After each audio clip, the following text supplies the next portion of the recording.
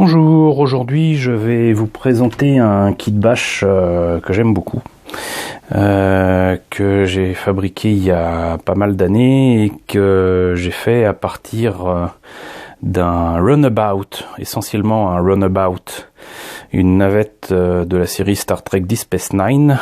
Vous aurez peut-être un peu de mal à reconnaître les éléments utilisés ici, mais pas que.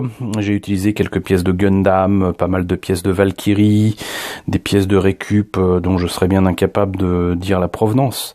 Mais le fait est que ce kit a une importance assez particulière pour moi, puisque tout simplement j'étais retombé sur un kit de runabout qui traînait dans mes cartons et qui me parlait à cause d'une pièce en particulier, qui est celle-ci, celle que vous voyez là au milieu, et qui correspond en fait au plafond, on va dire à la partie supérieure de la navette, une des parties supérieures de la navette. Et je me suis dit, tiens, ça ferait un excellent élément pour faire une Battlestar. Je me suis donc lancé dans la construction de ce kit bash. Et le truc qui est amusant, c'est que normalement je devais l'exposer dans un salon de figurines à Montrouge. Je n'en ai pas eu l'occasion, ayant eu un petit événement dans la famille qui m'a empêché de m'y rendre. Mais donc le fait est que j'ai fait cette maquette un peu dans la précipitation pour pouvoir l'exposer à temps. Et je n'ai mis qu'une semaine à le faire. Voilà. Que vous dire de particulier concernant ce kit bash? Alors déjà, c'est inspiré de Galactica. C'est un vaisseau qui pourrait être un des nombreux vaisseaux des colonies humaines, une des 13 colonies que l'on voit dans Galactica. Ce n'est en aucun cas une représentation fidèle de ce que sont les vaisseaux dans la série.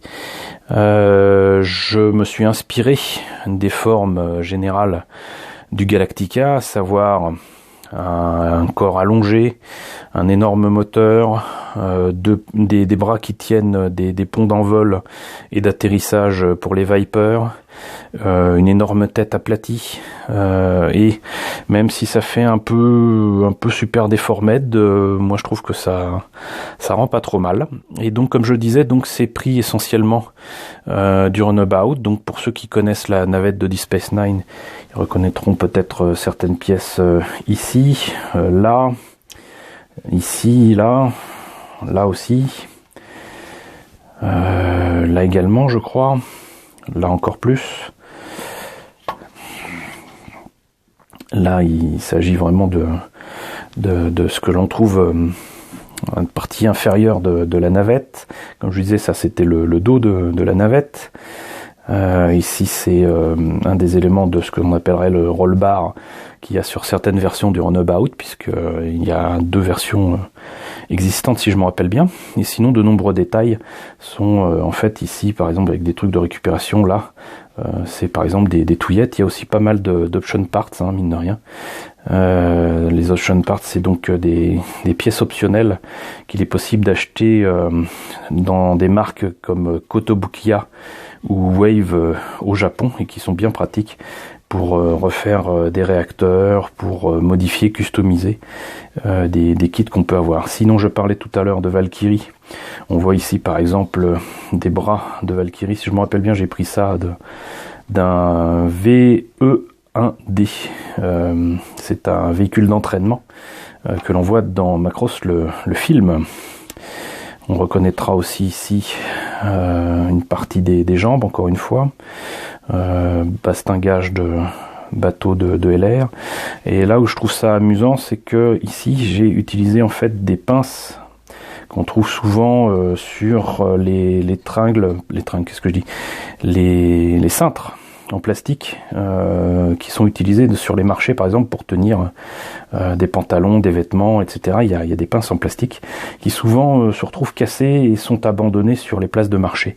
Et là c'est une partie voilà de pinces plastiques, et il se trouve que ces pièces plastiques sont tout à fait compatibles avec les plastiques de pièces de maquette, et donc j'ai pu coller ça avec de la colle à la maquette tout à fait classique. Et ici non, sinon là vous avez des pièces qui sont donc on va dire les pistes d'envol pour Viper, du moins on peut supposer que c'est ça.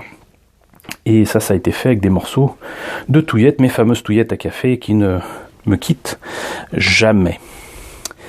Donc voilà un petit peu. Donc vous l'aurez deviné, j'ai passé du bon temps à fabriquer, à concevoir ce vaisseau. Ultime petite précision, l'arrière, je ne sais pas si ça se verra bien là.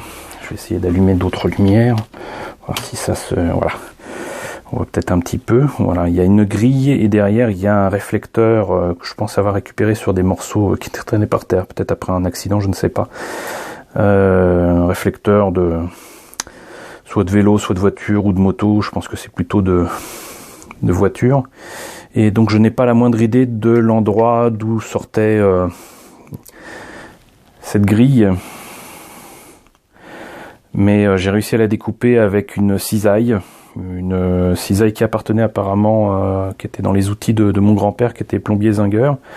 Donc qui a coupé là-dedans comme dans du beurre.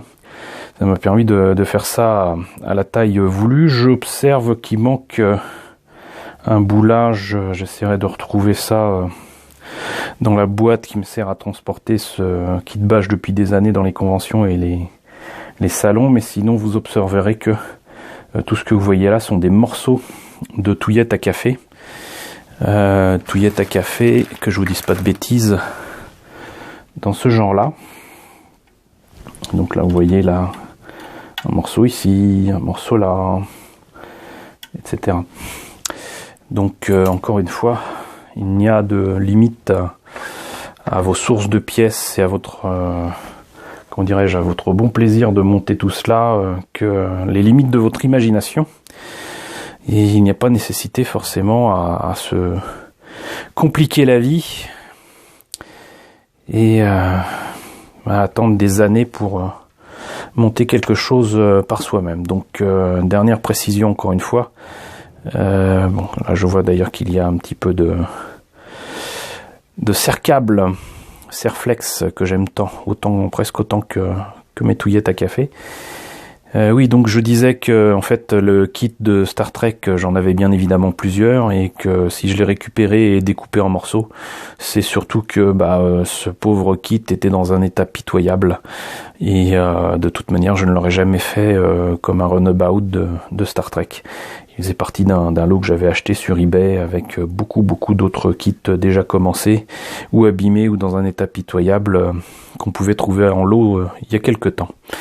Voilà, écoutez, je ne pense pas avoir oublié quoi que ce soit à dire sur ce kit bâche. Si vous voulez en savoir plus, je mettrai un lien concernant un article, un manifeste autour du kit bâche que j'ai écrit il y a des années pour le site de mon ami Zenkuro, pour le site Hobby Forever.